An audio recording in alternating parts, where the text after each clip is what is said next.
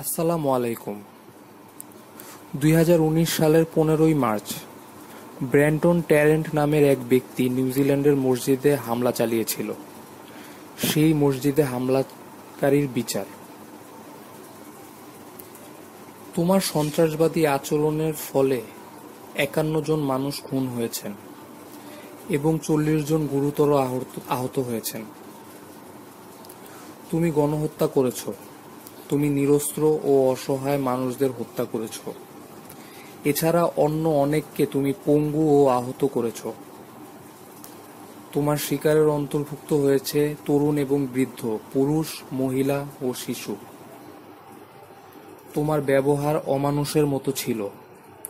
তুমি ভেবেচিন্তে জেনে শুনে একটি 3 বছর বয়সী শিশুর মাথায় গুলি করেছিলে যখন ও ওর বাবার পা জড়িয়ে ধরেছিল। তুমি ওই ছোট শিশুটির জীবনের শেষ মুহূর্তগুলোয় প্রচণ্ড ভীতি ও নির্যাতন করেছিলে। তা শুধু একটি উদাহরণ মাত্র তোমার সর্বত্রব্যাপী নিষ্ঠুরতার। এছাড়া আরো অগণিত উদাহরণ আছে।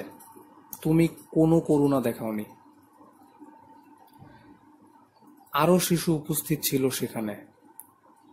একটি 2 বছরের ছেলে ও 4 বছরের মেয়েকে তুমি গুলি করেছিলে বৃদ্ধদের পাশাপাশি। যেসব মানুষ পালানোর জন্য অক্ষম ছিল তাদের অনেককে তুমি কাছে থেকে সরাসরি লক্ষ্যের দিকে তাক করে গুলি চালিয়েছ। তুমি মানুষদের ওপর পিছন থেকে গুলি চালিয়েছ। এমনি আহত ছিল যারা তাদেরও রেহাই দাওনি। তুমি তাদের কাছে গিয়ে তাদের ওপর দাঁড়িয়ে নির্মমভাবে তাদের জীবন কেড়ে নিয়েছ।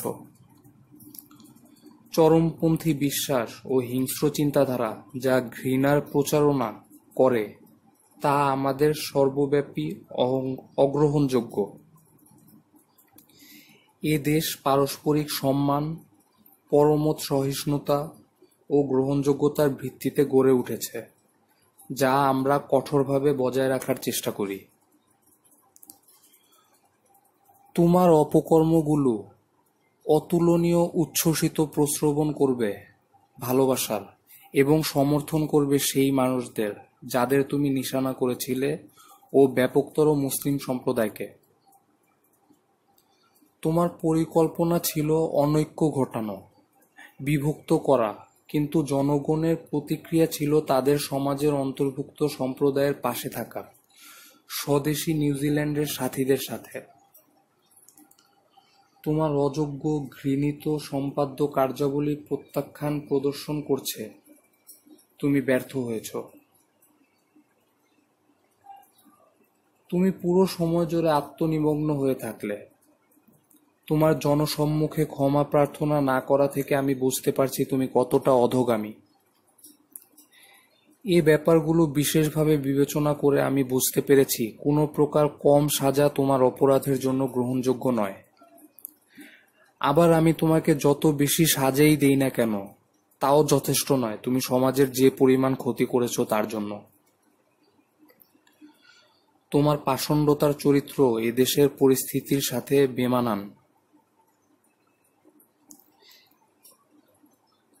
এই কারণে আমি তোমাকে খুনের জন্য দোষী সাব্যস্ত করে কোনো জামিনের সুযোগ ছাড়া যাবজ্জীবন কারাদণ্ডে দণ্ডিত করছি।